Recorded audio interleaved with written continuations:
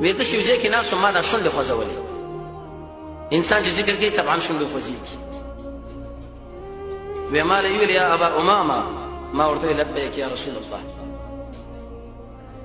ورته وی ذکر تعالی نه کوي څنګه وې چې یو کړه دی ویل چې اوس 12 بجې به توري مثال وي سبا 12 بجې نه پوره شپه ورځ چې وسړی ذکر لناستي پاګه کې به دومره اجر نه لکه په دې کې چې اجر دې صرف 14 کلمات هغه شي ټوګونه د خوشاله نه نشي زړه کې ورته ټوګونه رااله چې زه خو دې پسې ګرځم دا ول سبحان الله بارک راغلي او د الحمدلله مبارک راغلي خو چې انسان ځان لولي او بار بار وي بعد دغه به تقرر نشي دې دا مطلب وسی و بجې باندې ما ویلي کوونه وسی و بجې په ذکر وکین استم سبا یوې بجې پورې مانه 40 غنټې 12 غنټې شپه 12 غنټې ورځ په دې کې بل یو عمل مکو ذکر کوا خو چې تعالی کوم ذکر خیم وې دې کې دومره اجر دی چې ام دغینه افضل دی ام دغینه زیات دی ام ثواب زیات هغه ورته یا رسول الله دا شي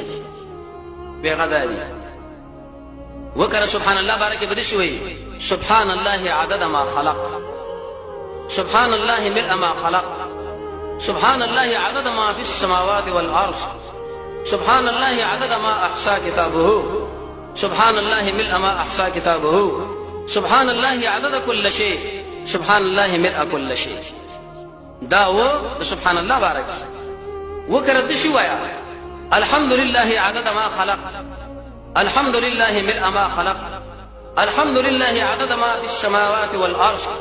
الحمد لله عدد ما احصى كتابه الحمد لله ملء ما احصى كتابه